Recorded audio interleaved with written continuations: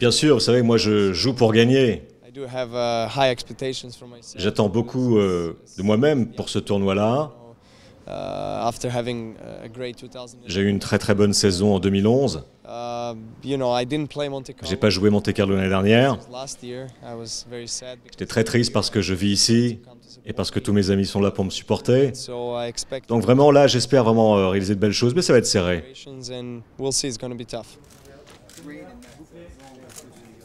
C'est un grand plaisir, c'est rare d'avoir parmi nos résidents un numéro 1 en tennis. Il y en a eu dans d'autres sports, mais je crois que c'est un garçon qui a des qualités extraordinaires que vous lui connaissez, un talent extraordinaire, mais aussi une grande générosité, une grande disponibilité pour beaucoup de causes humanitaires et d'autres causes qui lui tiennent à cœur. Et donc je crois que c'était tout naturel que nous le récompensions à cette occasion.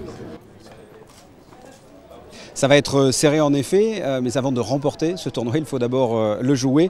Ce fut le cas tout le week-end pour les qualifs. 3 Monégasques ont d'ailleurs obtenu une wildcard. Regardez.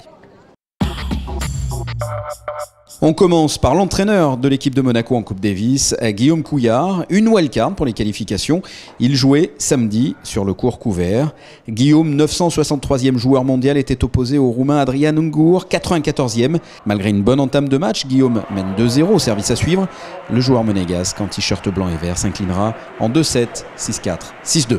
Je suis pas vraiment préparé pour ce genre de tournoi, donc je suis un peu tendu et puis physiquement je m'effrite très vite, j'ai mal au dos, donc je suis un peu focalisé là-dessus. Et puis voilà, puis bon, c'est un mec qui est au départ un peu plus fort que moi aussi, donc si je suis pas à 100% c'est difficile, quoi. C'est vrai que c'est du bonus incroyable et j'ai pris plaisir devant plein de monde comme ça, c'est sympa quand même, quoi. J'aurais aimé gagner, mais bon, voilà, comme tout le monde, quoi. Le lendemain, sous le soleil, Thomas Drouet face au Bulgare Grigor Dimitrov, 87e à l'ATP. Thomas Drouet, lui aussi, a représenté Monaco en Coupe Davis et l'aventure s'arrêtera pour lui aussi 6-3, 6-1. Dernier match de qualif pour les Monégasques, celui de Thomas Auger, probablement le plus disputé. Une belle rencontre face au Roumain Victor Anescu. Le représentant monégasque s'inclinera quand même 6-3, 6-4. Un week-end sans pour les représentants monégasques puisque 2 wildcards avaient été attribués pour le premier tour, cette fois à Benjamin Balleret et Jean-René Lisnard, 2 joueurs qui représentent Monaco régulièrement en Coupe Davis.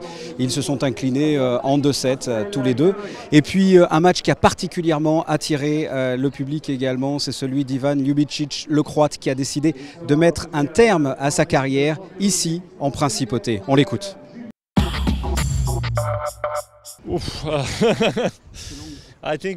Je pense que ça a vraiment dépassé mes espérances. Vous savez, au départ, moi je rêvais simplement d'intégrer le top 100 et de vivre grâce au tennis. Et ce rêve ne s'est finalement jamais arrêté. J'ai atteint la place de numéro 3 mondial au sommet de ma carrière, j'ai remporté la Coupe Davis, j'ai obtenu une médaille olympique et ça a été vraiment fantastique. Je suis très heureux de la manière dont s'est déroulée ma carrière. Pendant toutes ces années, j'ai accumulé de très bons souvenirs ici à Monaco. Je réside en Principauté depuis 15 ans. Je suis venu m'entraîner très souvent dans ce country club et je me suis préparé ici à chaque fois pour chaque début de saison de terre battue. Et j'ai de très bons souvenirs aussi dans le tournoi. J'ai disputé quelques quarts de finale, mais je suis sûr que ce dernier match et la cérémonie qui a suivi vont me marquer à tout jamais. Un peu de douceur dans ce monde de brut, puisque ce lundi était organisée la journée de la femme, la traditionnelle journée de la femme. Plusieurs manifestations leur étaient consacrées. Je vous propose d'écouter à ce propos l'organisatrice de cette journée, Mélanie Antoinette de Massy.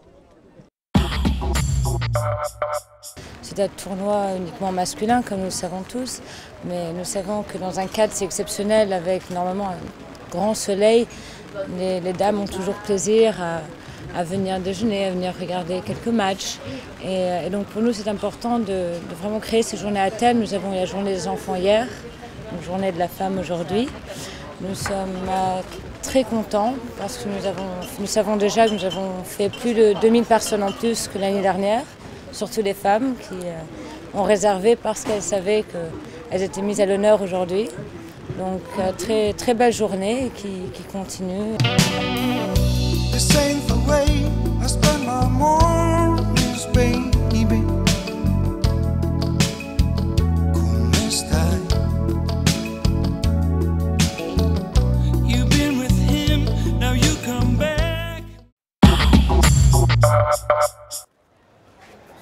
Qualifié du jour, Fernando Verdasco, l'Espagnol, tête de série numéro 13. Il s'est laissé accrocher par Olivier Rochus dans la première manche, 6-4 pour le Belge. Verdasco égalise aussitôt, 6-2 dans la deuxième, avant de conclure 7-5. Au tour suivant, Verdasco sera opposé au Croate Ivan Dodig.